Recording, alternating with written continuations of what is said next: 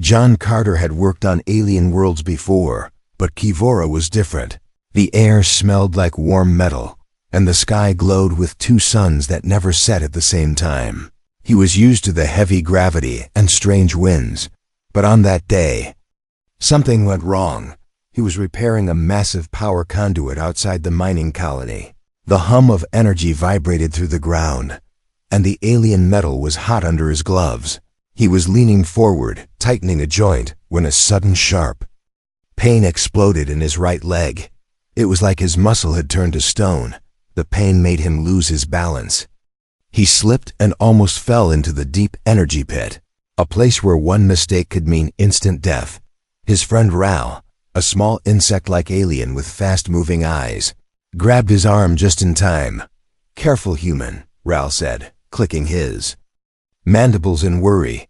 "You're not built for this heat." John tried to laugh it off, but the cramp was still there, twisting like a burning rope inside his leg. He had felt muscle cramps before, but this one was different. It felt deeper, sharper, as if something inside him had snapped. Ral called for help. 2 more workers arrived, supporting John between them. They walked him through the crowded colony streets, past merchants selling glowing fruits and strange meat, past children chasing floating toys. Every step was agony. Finally, they reached the alien medical center, a tall building shaped like a spiral shell, its walls shimmering with faint blue light. Inside, the air was cool and smelled faintly of herbs. A receptionist, a tall alien with translucent skin and a voice like soft music, greeted them. "We have a new therapist today," she said. "She will see you." John expected another insect-like alien, or maybe one of the plant-based healers he had seen before. But when the door to the therapy room opened, his breath caught. She was tall, taller than him, with smooth silver skin that reflected the soft lights in the room. Her long hair, almost white, fell over her shoulders. Her eyes glowed faintly gold, watching him with strange curiosity. But it wasn't her beauty that froze him. It was her arms, 4 of them, long and graceful, moving with perfect coordination. 2 crossed in front of her chest, 2 resting lightly at her sides. It was unsettling and fascinating. "I am Dr. Solara," she said, her voice calm but carrying a tone that seemed to sink into his mind. "You are injured," John nodded, sitting on the floating medical bed. "It's just a muscle cramp," he said, trying to sound casual, but the pain made him grit his teeth. Solara stepped closer. Her 4 hands moved in different motions, one adjusting a scanner, one holding his leg gently, one applying a small pad to his thigh, and the last tapping commands into a holographic panel. Her movements were so smooth, it was like watching a dance. As she touched the muscle, John felt a sudden warmth spreading through the pain. It wasn't normal heat. It felt alive, almost like a gentle current moving inside him. His breathing slowed without him even trying. "Strange," Solara said softly. "This is not a normal cramp." John frowned. "What do you mean?" Solara didn't answer right away. Her golden eyes studied him with an intensity that made him feel like she was looking through his skin. She pressed a spot just above his knee, and the pain shot up and disappeared in seconds. "You have strong muscles," she said. "Too strong for the strain you put them under." John almost laughed. "That's good, right?"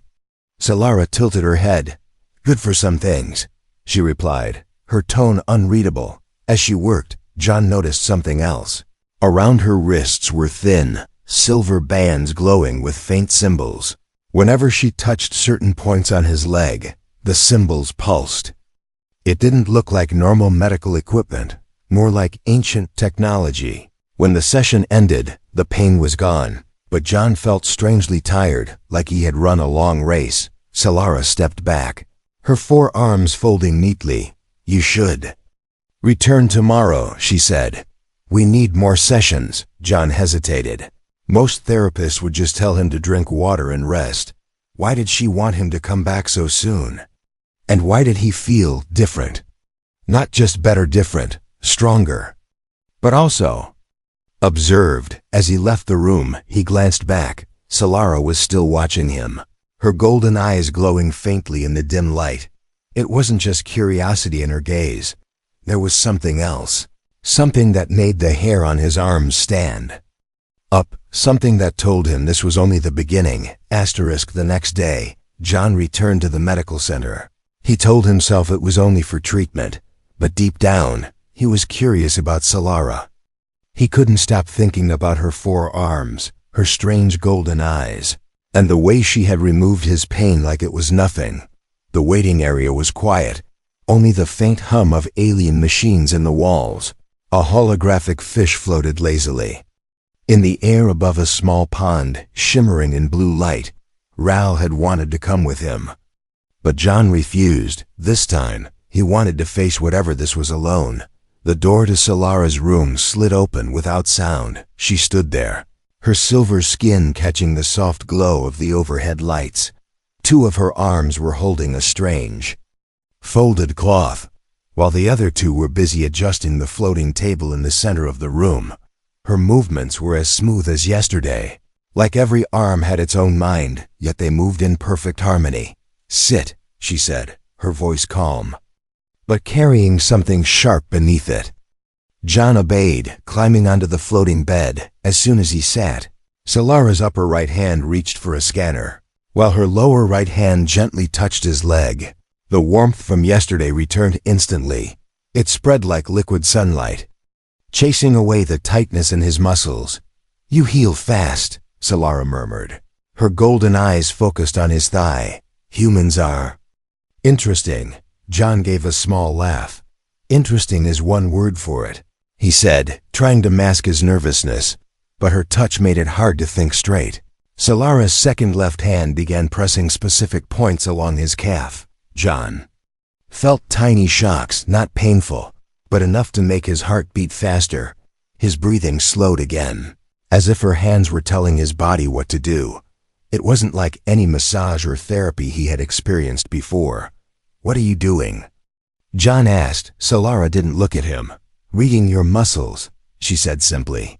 "They tell stories, how you walk, how you work, what injuries you hide." Her words sent a strange chill down his spine. She pressed another spot near his hip, and suddenly, a memory flashed in his mind. Not his memory. He saw an alien battlefield, a sky full of burning ships, soldiers with 4 arms fighting in a blur of speed, and among them, Solara, younger, faster, covered in strange armor. John gasped and pulled his leg back. What was that? Solara finally looked at him, her golden eyes unblinking. "Your body holds energy," she said slowly. "Sometimes it speaks." "That wasn't my memory," John said firmly. Solara tilted her head. "Maybe not," she replied. "But it is now." Her words made no sense, and yet John couldn't deny what he saw felt real. She reached forward again, her 4 arms surrounding him like a living shield. One hand touched his shoulder, another pressed his lower back. Her other 2 hands began working on his leg again. The warmth spread deeper this time, almost into his bones. It wasn't just therapy, it was like she was shaping him. "Why me?" he asked quietly. Solara paused for only a second before continuing. "You are stronger than most humans I have treated," she said. "And strength is rare here." John frowned. "Strength for what?" Instead of answering, she applied more pressure. The warmth turned into a pulse, a steady beat in time with his heart. His vision blurred, and for a moment, it felt like the room had shifted. The walls seemed to breathe, and the humming machines faded into silence. He could hear only his own heartbeat and hers. When it was over, Solara stepped back, her arms folding once again. "You will return tomorrow," she said. "We are not finished." John sat there for a moment, catching his breath. He wasn't sure what just happened, but it felt like something inside him had changed. He wasn't in pain anymore. He felt lighter, faster, like his body had been tuned to a higher setting.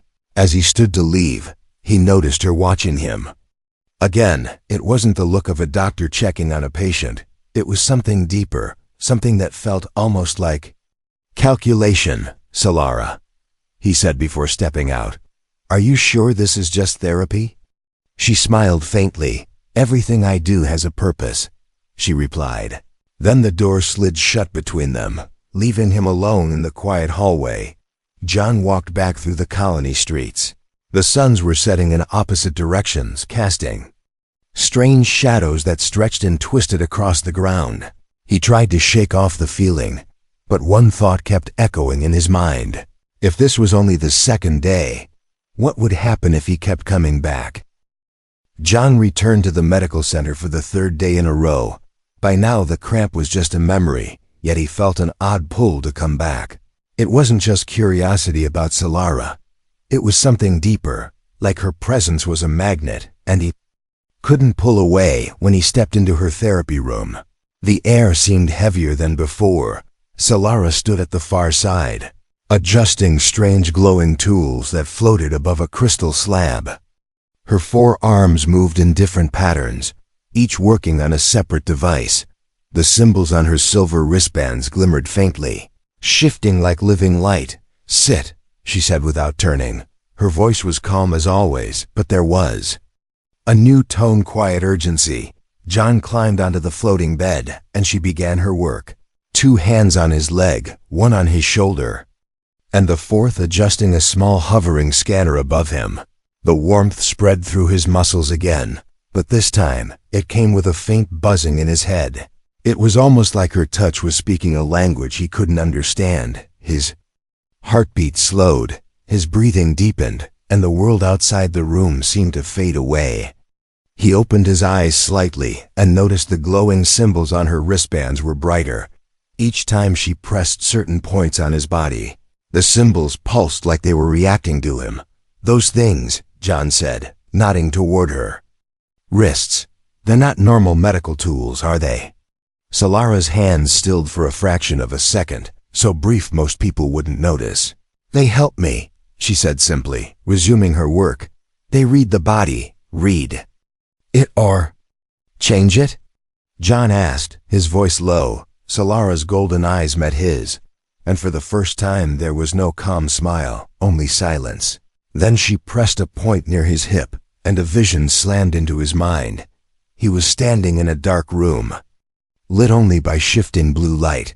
Around him were alien weapons, sleek blades, heavy rifles, armor pieces unlike anything in human armies. Symbols glowed faintly on the walls, the same kind as on her wristbands, and in the center of the room stood a tall figure in dark armor, holding a weapon with 4 sharp blades. The vision vanished, leaving John gasping. What the hell was that? Solara didn't answer right away. Instead, she walked to a small cabinet, her lower left arm holding a glowing vial while her upper right arm closed the door behind her. When she returned, she placed the vial on the floating table. "What you saw," she said slowly, "was a place I once knew. A memory?" John asked. "Partly," she replied. "The bands can share images, feelings, truth, if the body is open to it." John's pulse quickened. "You showed me that on purpose." "No," Solara said, her gaze steady. "Your body reached for it." John didn't know if he believed her, but he knew one thing: the vision wasn't random. The weapons, the armor, the glowing symbols, they meant something. And Solara knew exactly what.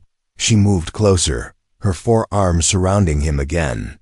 The therapy continued, but now every touch felt loaded, like she was searching for something beneath the skin. "You work on machines," she said softly, "but you treat your own body like one too. Is that bad?" John asked, trying to keep his voice steady. "It means," she said, pressing another point that sent a jolt up his spine, "you can be upgraded." The word hung in the air, heavy and dangerous. Upgraded. John opened his mouth to ask more, but she pressed another point and his thoughts scattered. The warmth surged through him, deeper than ever before. He felt like his blood was glowing, like his muscles were quietly humming with hidden strength.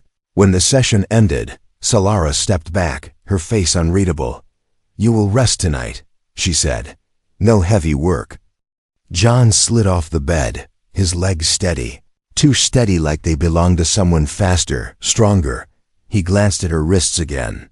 At the living symbols, they weren't just tools, they were keys. And she was unlocking something inside him. As he reached the door, he turned back. "Solara, what are you really doing to me?" Her golden eyes met his, and for a moment, he thought she might tell him. Instead, she said, "When the time comes, you will understand." The door slid shut behind him, but the words stayed in his mind, on. His way back to the colony, the twin suns hung low in the alien sky. The streets seemed quieter, shadows longer, somewhere deep inside. He knew this wasn't just therapy anymore. Whatever she was doing, it was changing him, and he wasn't sure if he should be afraid. Already, John didn't sleep much that night. He kept turning in his bed, replaying Solara's words in his mind. Upgraded. The word echoed like a hidden alarm. He tried to tell himself it was harmless, just alien medical practice, but deep down, he knew better. Whatever she was doing wasn't just healing muscles. It was preparing him for something. The next morning, he went to work as usual, but his body felt different. The heavy gravity of Kivora didn't drag on him the same way. When he lifted crates, they felt lighter. When he climbed ladders, his balance was sharper. Even Ral noticed, clicking his mandibles in surprise. "You move faster," his alien friend said. "Humans don't change this quick." John shrugged it off. But the truth was eating at him. By the end of the day, he found himself walking toward the medical center without even deciding to. The streets were dim, lit by the glow of twin moons. Shadows stretched across the ground, twisting as the wind carried strange scents from the marketplace. When he entered the center, it was almost empty. The receptionist was gone, the air quieter than usual. Solara's room door was slightly open, light spilling into the hall. He stepped inside, and she was there waiting. Her 4 arms were still folded neatly, her golden eyes watching him as if she had expected him at this exact moment. "You came," she said simply. "You didn't call me," John replied. "I knew you would," she answered. She gestured for him to sit. But this time there were no glowing tools, no floating bed. Instead, she walked to a small panel in the wall and pressed it. A section of the wall slid open, revealing a narrow passage. The air beyond was cooler, filled with the faint smell of stone and metal. "Come," she said. Stepping inside, John hesitated for only a second before following. The passage was dim, lit by strips of pale blue light. It led to a chamber deep beneath the building. In the center of the chamber was a circular table covered in holographic maps and alien symbols. Weapons were mounted along the walls, sleek, sharp, and dangerous. John's breath caught. It was the same place he had seen in the vision during yesterday's session. Solara stepped to the table, her lower right hand activating a projection of the colony. Small red markers glowed along the edges. "They are coming," she said quietly. "Who?" John asked. "Raiders," she replied. "Not pirates. Not mercenaries, something worse." She explained that a group known as the Cathar was moving toward Kivora. They were not after trade or resources. They were hunters. They took prisoners, tested them, broke them, and they had a special interest in species with potential. "You think they'll come for humans?" John said. "I know they will," Solara replied. "That is why I chose you," John frowned. "You chose me?" Solara moved closer, her 4 arms surrounding him in the same way they did during therapy. Her voice was lower now, urgent. "You are stronger than most here, faster than any other human I have met. Your body responds to my training, and your mind, it is stubborn." "Stubborn isn't usually a compliment," John muttered. "This time it is," she said. Then she leaned closer. "I can prepare you, but it will not be easy. You will learn to fight, to move, to think like my kind." John took a step back. "Why me? There are soldiers here. Why not them?" "Because they are predictable," Solara said. "They are trained in ways the Cathar already know. You are different, and that makes you dangerous." The weight of her words settled in the quiet room. John looked at the weapons on the walls. They weren't like human guns. Most had strange grips designed for multiple arms. but some looked adjustable, adaptable. If I say yes, John said slowly, what happens next? Solara reached to the table, picking up a small, curved blade. She handed it to him with her upper left hand. You train every day until they arrive, she said. You eat what I tell you, you move as I command, you endure pain and push through it. And if I say no? John asked, her golden eyes locked on his. Then when they come, you will not survive. The silence between them stretched. John looked at the blade in his hand, feeling its strange balance. The truth was, part of him had already decided. He had felt the changes in his body, the strange strength, the faster reflexes. Whatever Solara was doing, it worked. Finally he nodded. All right, he said, I'll do it. Solara's 4 arms moved at once, 2 taking the blade from his hand, 1 pulling a lever on the wall, and the 4th placing a thin band around his wrist. The band pulsed with faint light. This will track your progress, she said. It will also make sure you don't quit. John wasn't sure if she was joking. Her smile didn't help them figure it out. But one thing was certain, the deal was made. Asterisk. The next morning, John arrived at the medical center before the suns had even risen. The streets of Kivora were still quiet, the air cool and sharp. He felt the thin band on his wrist pulsing softly, a reminder of the deal he had made. When the doors slid open, Solara was already waiting. No therapy table this time. No glowing tools. Instead, the room was empty except for a wide-open space in the center. Today we begin, she said. Her 4 arms unfolding like a predator stretching before a hunt. Her golden eyes studied him from head to toe. You will learn to move as I do, and you will not stop until I say. She started with stances. Her lower arms balanced her movements, while the upper ones struck in quick, precise motions. Every step she made was silent. Every shift of weight controlled. John tried to copy her, but his human body wasn't used to moving this way. Within minutes, sweat dripped down his face. Solara moved around him like a shadow, correcting his posture with quick touches. A light push to his shoulder here, a guiding pull at his elbow there. Again, she said each time he stumbled. Her voice was calm but unyielding. Hours passed. Like the stances, footwork, controlled breathing. She taught him to keep his weight low, to shift without sound, to use his hips for power instead of just his arms. When his legs began to shake, she stepped back. Now your hands, she said, handing him 2 short training sticks made of smooth alien metal. They are not for strength, she explained. They are for speed. What followed was unlike anything John had trained for in his life. Solara's 4 arms blurred as she attacked from every angle. She moved fast, but never hit him full force. Her strikes were meant to teach, not harm, at least not yet. John blocked, stumbled, tried again. The sticks rang with sharp clicks each time they met hers. He lost count of how many times she disarmed him. Each time, she tossed the sticks back and made him start again. Your arms are too slow, she said at one point. But your mind is learning. By midday, his body felt like it had been pushed through fire. Solara handed him a flask of thick, bitter liquid. This will keep your muscles from tearing, she said. It tasted awful, but within minutes, burning in his legs eased. The second part of training was endurance. She led him into the underground chamber he had seen before.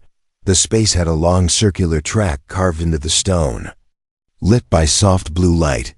You run until I tell you to stop, she said. John ran, his footsteps echoing in the chamber. Every time he slowed, Solara's voice called out, faster. Every time he thought of quitting, she reminded him of the Cathar. They will not slow for you, she said. They will not give you time to breathe. By the time she finally called him to stop, his lungs felt like they were on fire. He collapsed onto the ground, sweat dripping into the dust. Solara stood over him, her 4 arms folded, her gaze steady. You survived the first day, she said. That is more than most. John lay there, catching his breath. Part of him wanted to walk away and never come back. But another part, the part that remembered her warning, knew this was only the beginning. Over the next week, the training grew harder. She introduced him to alien weapons blades with hidden edges, staffs that extended with a flick, and small handheld devices that emitted stunning bursts of energy. She showed him how to use his environment, walls, railings, even loose stones, as tools for both attack and defense. Her 4 arms made her an overwhelming opponent. She could block and strike at the same time, disarm him while tripping him, catch a weapon with one hand and land a blow with another. But each day, John adapted. He began predicting her moves, matching her speed for brief moments. His body moved faster, his balance steadier, his strikes more precise. By the end of the second week, Solara finally gave a rare nod of approval. "You are not ready," she said, "but you are closer." That night, John walked back through the colony streets. The suns were setting in opposite directions, painting the sky in gold and crimson. His muscles ached. His hands were blistered, but his mind felt sharper than ever. He could feel the changes in himself: faster reflexes, stronger legs, sharper focus. Solara's training wasn't just physical, it was changing the way he thought. And in the back of his mind, he couldn't shake the feeling that the real test was coming soon, because if Solara was right, and the Cathar were on their way, everything he had learned so far would be the only thing standing between him and death. By the 3rd week of training, John had stopped counting the hours. Solara's sessions had become part of his life. Every morning started with balance drills, every afternoon with weapon practice, every evening with endurance runs in the underground chamber. His body had changed, leaner, stronger, faster. But the questions in his mind had only grown. Solara never spoke about herself. She gave orders, corrected his movements, and pushed him past exhaustion. Yet she avoided any talk of her past or the real reason for this training. John had let it go at first, but now the silence was becoming unbearable. One evening, after a brutal session with the short blades, he refused to leave. He stood in the training room, sweat dripping down his face, his chest rising and falling like he had just run through a storm. "Enough for today," Solara said, wiping the flat of her blade with one hand while the other 3 moved to put weapons away. "No," John said, his voice sharp. Solara's golden eyes narrowed slightly. "What do you mean, no?"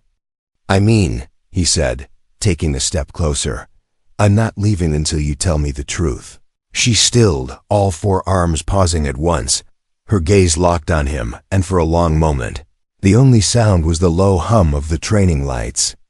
Then, without a word, she turned and walked toward the side wall. She pressed her lower right hand to a panel, and a hidden door slid open. "Follow me," she said. Her voice quiet but heavy. The passage was narrow and cold. It led to a room he had never seen before, a private chamber lit by a single hanging crystal. On the far wall hung a set of armor, dark and sleek, made for someone with 4 arms. Next to it rested a long weapon with a split blade at the end, glowing faintly with inner light. "That," Solara said, nodding to the armor, "was mine." John stared at it. "You were a soldier," he said, not asking but stating. "I was more than that," Solara replied. "I was part of the first guard of Verith Prime. We were trained from birth to protect our worlds from threats like the Cathar." She stepped closer to the armor, her lower left hand brushing the metal almost gently. "I fought in 3 campaigns, survived battles that wiped out entire cities. But in the last war, I saw what the Cathar do to prisoners." Her voice grew colder. "They don't just kill, they take, they change. They break you until you are no longer yourself." John swallowed hard. "That's why you're training me," he said. "Because you think they'll try that with me." Solara turned to face him. "They will try with all humans here." "But you," she paused, her golden eyes locking on his. "You are different, John Carter. Your body responds to my methods faster than I expected. Your mind resists influence in ways even my kind struggles to match." John frowned. "You've been testing me." "Yes," Solara admitted without hesitation. "Every session, every touch, every point I pressed, part of it was to see how far I could push you before you broke."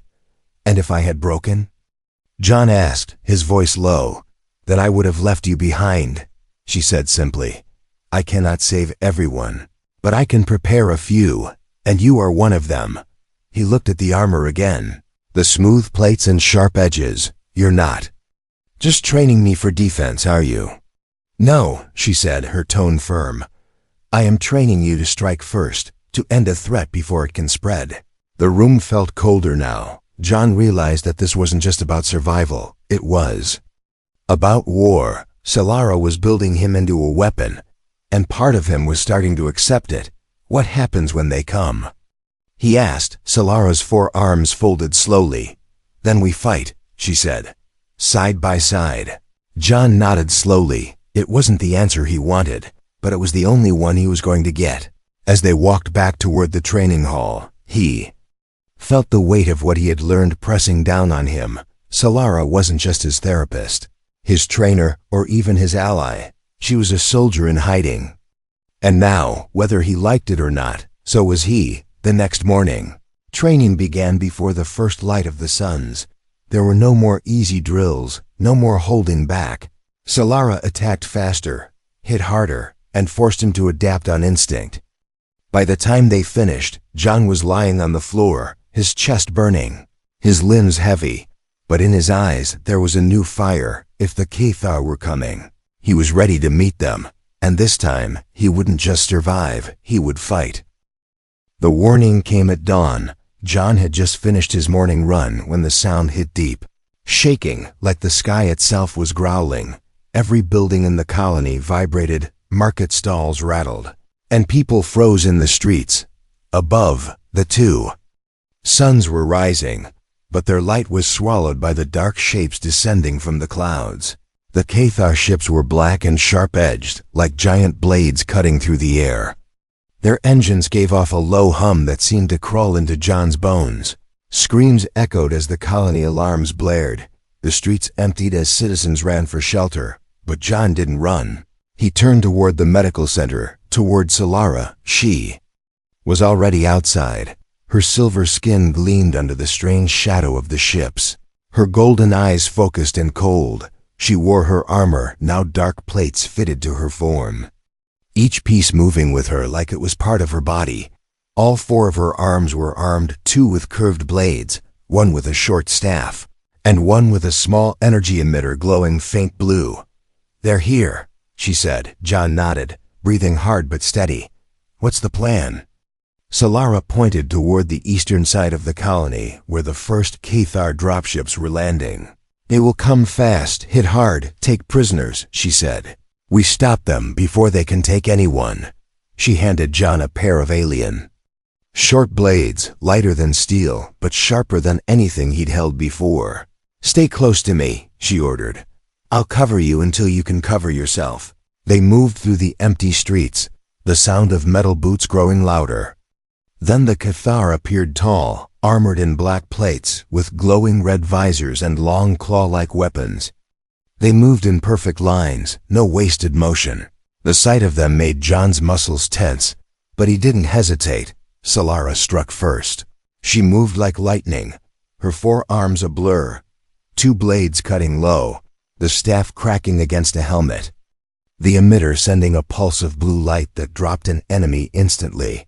John followed her lead, blocking and striking just as she had taught him. The first Cathar that came at him swung fast, but John's new reflexes kicked in. He sidestepped, slashed low, and took the alien down. The fight was chaos. Cathar poured into the streets, but Solara never stopped moving. Her 4 arms made her impossible to predict. She could defend on one side while attacking from another, trip an enemy with her lower arms while delivering a killing blow with her upper. John stayed in her shadow, picking off any soldier that slipped past her defenses. At one point, a Cathar nearly took him from behind. Solara's lower left arm blocked the strike while her upper right hand pushed John forward. Focus. She barked. He gritted his teeth and pressed on. They pushed toward the drop site, where the largest group of Cathar was loading captured colonists into a transport cage. John's heart pounded harder. He could see Ral among them, struggling against his captors now. Solara shouted. They charged together. John moved faster than he ever thought possible. Blades flashing, blocking strikes, countering with precision, Solara fought like a storm, cutting through soldiers with a deadly rhythm. The battle reached the cage. Solara's staff smashed the locking mechanism while John cut down the 2 guards holding Ral. The captives scattered, running toward the safer parts of the colony. But the fight wasn't over. One of the Cathar commanders stepped forward, taller than the rest, heavier armor, a weapon that glowed with dark energy. It swung at Solara with incredible speed. She blocked with 2 blades, spun, and countered. But the commander was faster than the others. It drove her back a step. John saw an opening and moved in. Striking low at its leg, the commander staggered, giving Solara the space to deliver a final brutal strike across its chest. The alien fell, its weapon clattering to the ground. The remaining Cathar began to retreat toward their ships, dragging their wounded with them. Solara didn't chase. She watched them go, her golden eyes unblinking. "This was only a test," she said quietly. "They will come again, in greater numbers." John stood beside her, breathing hard. His muscles burned. His hands ached, but he was still standing. He looked at her and nodded. "Then we'll be ready." Solara's lower right arm rested briefly on his shoulder, a rare sign of approval. "You fought well," she said. For a human, John almost smiled. For the first time since the cramp that started it all, he knew exactly why she had chosen him. And as the Cathar ships disappeared into the clouds, he felt no fear, only readiness. Whatever came next, he would face it 4 arms at his side and the training to match.